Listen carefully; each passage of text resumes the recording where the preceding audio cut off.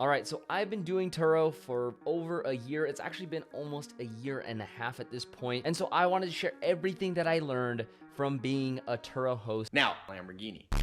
I made sure to highlight every single thing that is going to be crucial for your Turo journey. That way you're absolutely successful starting out. First things first, before you even get started on Turo, meaning before you even buy a car, before you list the car, anything like that, we want to talk about, is your area even a prime area to rent? And do you have too much competition in your area as well? And what are the things that you can do to avoid this? Now, let's say you're in a very bad area, and we'll talk about how to look for that, but let's say you're in a very bad area. Well, what can you do? Maybe you could at least try it out and see if there is enough tourist traffic. Maybe this is just a part-time gig that you want to have on the side, maybe during the busy season. But if you're in a very, very busy area, you might have a lot of tourists coming in, but you're going to have a lot more competition with other already veteran Turo hosts. But there is a strategy to get around that, which I will discuss at the end of this episode. So how do you know if your area is primed for Turo or rentals in general? Well, you could of course check Google. I would check to see if there's a Hertz or Enterprise nearby, or if you have an airport in your area. This is also something that you can check on Turo to see how much competition is out there, and that will allow you to see, hey, are there other people renting on the platform? How many trips have they done? And also you can see when they joined Turo, and let's say they have 100 trips and they joined last year. Well, that means that area is pretty hot and there's a lot of demand for that particular car. So that is just some of the tips and tricks that you can do to find out the demand in your area. Now, the next question, before we even look at cars or exactly how to find a car or what your strategy might be, we need to talk about, is your schedule actually open enough to do this? I mean, when I first got started on Turo, I had to completely have no schedule, right? Essentially, I had to work from home. Luckily, that's what I did.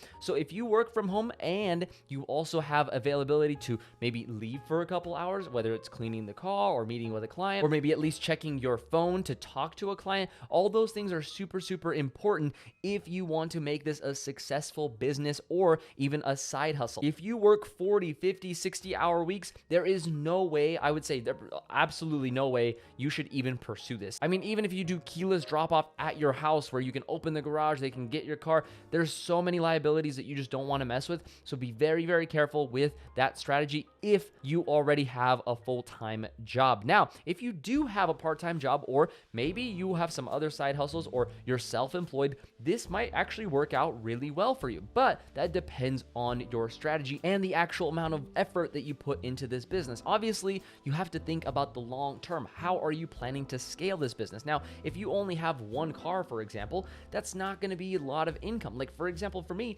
my one Model Y only made me $14,000 in 1 year. Now, that doesn't make a lot of sense, but if I were to scale that business to 10, 15, 20 cars and hire maybe 1 or 2 employees, that might be a much better scalable solution. But again, just to get started, you need to be extremely flexible, and that is just something that is super, super crucial before you even start the journey, and to have that strategy in place, whatever that strategy may be. But what else do you need besides having a flexible schedule? Well, you probably need good credit if you plan to scale this business, because you're going to need to buy multiple cars. Of course, you also need to be older than 18, because Turo doesn't allow you to become a member unless you're at least 18. I would also highly recommend having cash in the bank or investments as a reserve in case you need to make a car payment or buy a car or anything that could happen to your car. You want to make sure that you have at least a backup savings, or what others might consider an emergency savings, so that way you are never stressed about money while you are starting out your journey. And another thing that is somewhat optional, but I would say is kind of important, is to have a very good driving record, so that way you could find cheaper insurances, at least for your personal insurance, because when you buy a car, unless it's outright,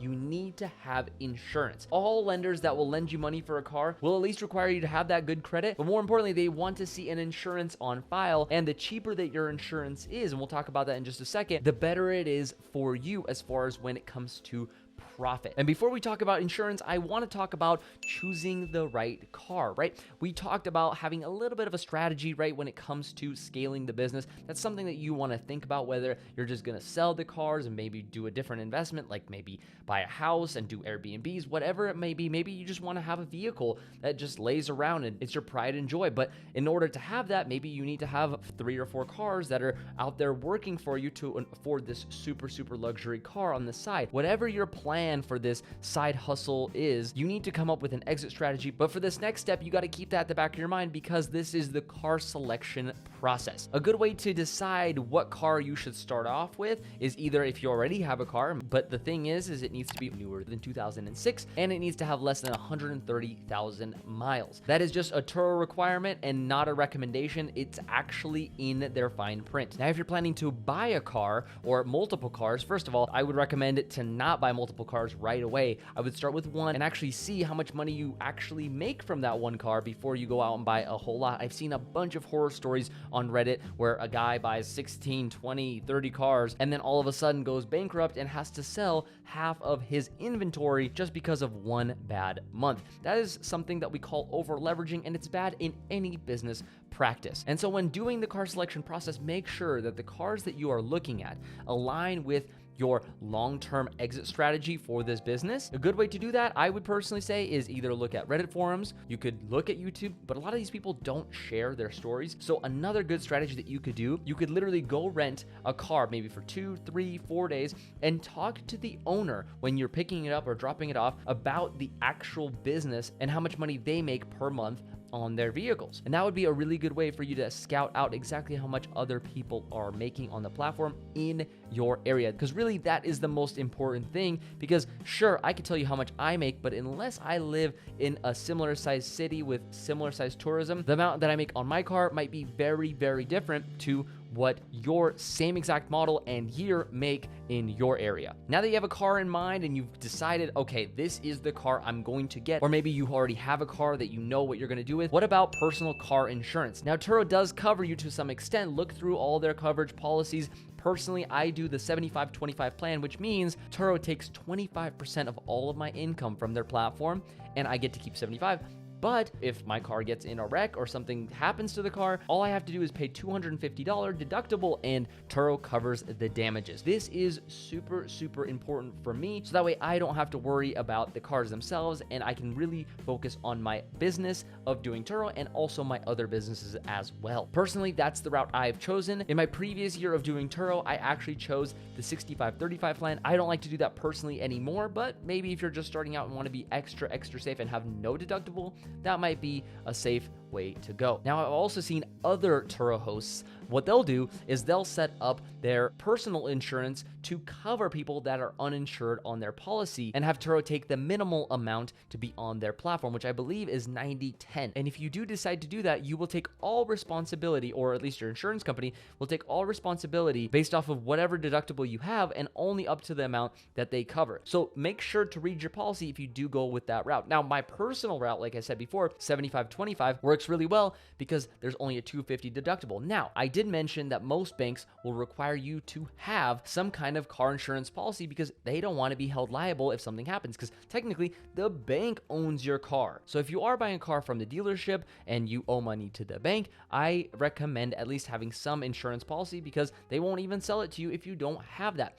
But there is a way around that if you don't drive the car. Like literally, if you don't drive the car at all. Like with one of my cars, I rarely drive it unless I absolutely need to. But I have one of the lowest car insurance coverage plans that are available out there, and that's why I only pay like $50 per month for my car insurance. If anything were to happen to my car, 99.9% chance it is going to be with someone that is renting it. Hopefully nothing ever happens with my car, but statistically that is most likely what would happen. And so Turo's insurance partner would actually end up covering that with my $250 deductible. And again, remember to have an exit strategy. And you got to think way before you even buy a car or start on Turo what your scaling process is going to look like, and even if you will have one, and exactly what that exit strategy is going to look like. If you have both of those nailed down, you will be much more successful in the long run. And so now, if you are in a busy area, how do you get around the fact that you have so much competition? Well, the secret in the sauce to doing this is actually listing your car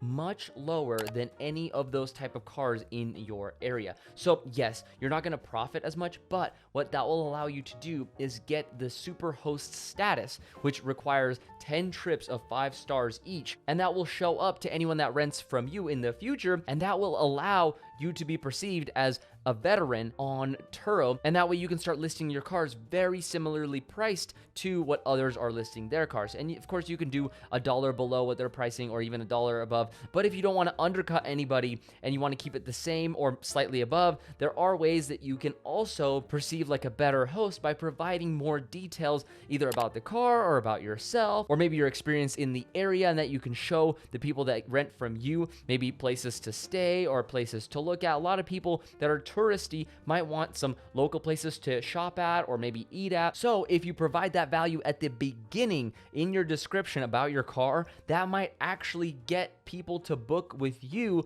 over other people, even if your car is more expensive. And a lot of people don't talk about this, but this is super, super important if you want to beat out the competition without lowering your standards. Of course, this is after getting the super host spot or the little emblem that shows that you are a super host. So if you got value from this video, make sure to smash the like button. And also, if you're ready to start the journey, I have a video that you might enjoy as well.